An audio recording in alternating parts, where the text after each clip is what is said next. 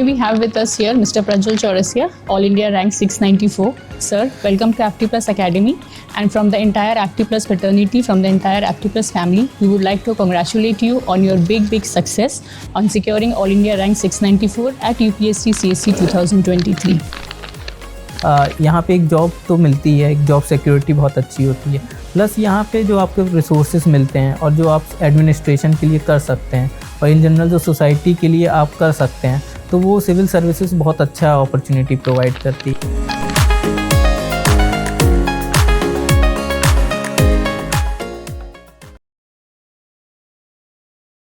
Today we have with us here Mr. Prajwal Chaurasia, All India rank 694. Sir, welcome to Apti Plus Academy, and from the entire Apti Plus fraternity, from the entire Apti Plus family, we would like to congratulate you on your big success on securing All India rank 694 at UPSC CSC 2023. Thank you. Sir, first thing we would like to know is, when the results were declared, where were you, what were you doing, and what was your reaction on when you got to know about your result and your rank? जब result आया तो 16 अप्रैल थी, मैं घर में ही था और घर में मेरे साथ मम्मी पापा भी थे, तो मैं अपने रूम में था। ये दोपहर में अराउंड 2 o'clock रिज़ल्ट आया था, तो मेरे फ्रेंड ने मुझे बताया कि मेरी 694 रैंक आई है, और मैंने तुरंत जाके मम्मी पापा को जब ये खबर बताई तो उनके चेहरे में बहुत मतलब अलग ही खुशी थी कि उस लिस्ट में रैंक मतलब फाइनल लिस्ट में नाम आना एक बहुत बड़ी बात थी, तो उनका मतलब खुशी देखने लायक थी। एक पूरी फैमिली के लिए एक इंटायर प्राउड मोमेंट जैसा हो गया होगा। Sir, tell us something about your education, about your family background, about your family. जी, मेरी schooling DV public school Panna से हुई थी। 10th और 12th मैंने वहीं से की। उसके बाद मैंने अपनी जो ग्रेजुएशन थी वो इलेक्ट्रिकल इंजीनियरिंग NIT भोपाल से पूरी की, और उसके बाद फिर मैं सिविल सर्विसेज की तैयारी शुरू करने लगा। और मेरी फैमिली में मेरे अलावा 2 सिस्टर्स हैं, दोनों मैरिड हैं, और मेरे पापा फार्मासिस्ट थे जो NMDC डायमंड माइनिंग प्रोजेक्ट है पन्ना में, जहाँ पे आज भी हीरे निकलते हैं, तो वहाँ काम किया करते थे, और अब वो 2019 में वो रिटायर हो चुके हैं। Great, sir. Sir, we would like to know another thing from you is, what is your motivation to prepare for the UPSC? We all know that you had secured rank 18 and you had qualified for the forest services. So again, you had prepared for the civil services and you got success and secured 694 rank. So what is the motivation that drives you to prepare for the civil services, sir? Like in 3rd or 4th year of my graduation, तब मेरा civil services preparation करने का मन बन रहा था, और इसके पीछे मोटिवेशन ये था कि यहाँ पे एक जॉब तो मिलती है, एक जॉब सिक्योरिटी बहुत अच्छी होती है, प्लस यहाँ पे जो आपके रिसोर्सेज मिलते हैं और जो आप एडमिनिस्ट्रेशन के लिए कर सकते हैं और इन जनरल जो सोसाइटी के लिए आप कर सकते हैं, तो वो सिविल सर्विसेज बहुत अच्छा अपॉर्चुनिटी प्रोवाइड करती है। हालांकि मेरे पास और भी ऑप्शन थे, मैं गेट की भी तैयारी कर रहा था और मैं इंजीनियरिंग सर्विसेज एग्जामिनेशन होता उसका भी मैं मन बना रहा था, लेकिन फिर मेरे कुछ दोस्त थे और सीनियर्स थे, उनने गाइड किया कि मुझे सिविल सर्विसेज में जाना चाहिए, ताकि जो मेरा पोटेंशियल है, जो मेरा भी टैलेंट है, वो सिविल एडमिनिस्ट्रेशन में अच्छे से यूज़ हो सके। तो कह सकती हूँ सर कि you are a self motivated person to serve the nation is what is the thing that has inspired you, that is your main motivation. जी हाँ, ये एक बहुत बड़ा इंस्पिरेशन रहा, प्लस जो कुछ सीनियर्स थे जो सिविल सर्विसेज या ब्यूरोक्रेसी में थे और जिनको मैं काम करते हुए देखता था, क्योंकि मैं एक स्पोर्ट्स पर्सन भी रहा हूँ, तो वहाँ पे जो मैं बैडमिंटन खेलता था, तो वहाँ पे जो भी कलेक्टर और SP आया करते थे, तो उनसे मेरा मिलना जुलना होता रहता था, तो उनके थ्रू भी मुझे बहुत अच्छा लगता था कि अगर मैं भी इन सर्विसेज में आता हूँ तो मैं भी बहुत अच्छी तरह से काम कर सकता हूँ, और जो भी मैं काम करूँगा वो सोसाइटी में एक अच्छा इम्पैक्ट ला सकता है। That is great, sir.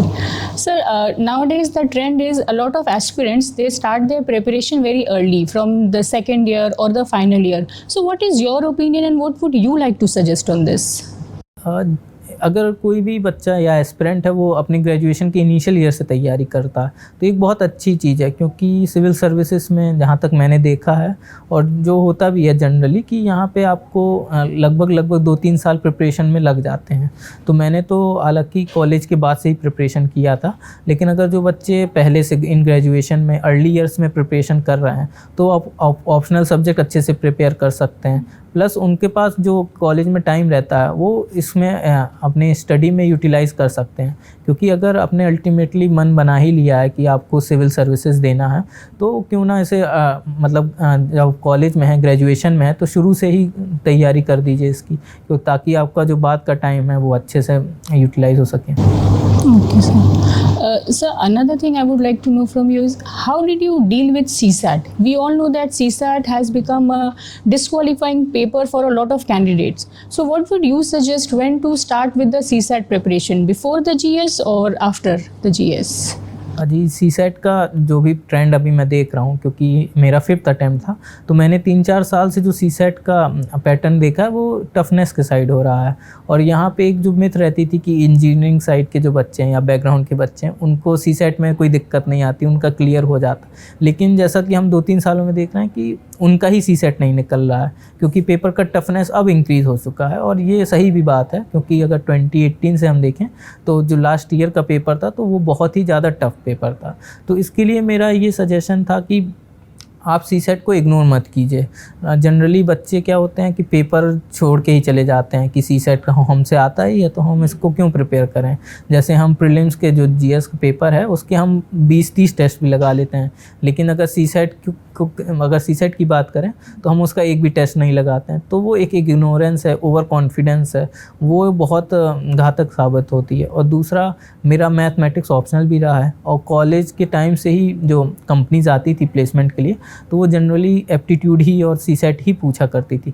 तो मेरा बैकग्राउंड वहाँ से प्रिपेयर था। और प्लस मैंने जब भी प्रीलिम्स देने गया, हालांकि मैं कॉन्फिडेंट रहता था, लेकिन तब भी मैं 3-4 टेस्ट हमेशा लगा के जाता था कि एक्चुअल एग्ज़ाम से पहले एक प्रैक्टिस होना बहुत ज़रूरी है।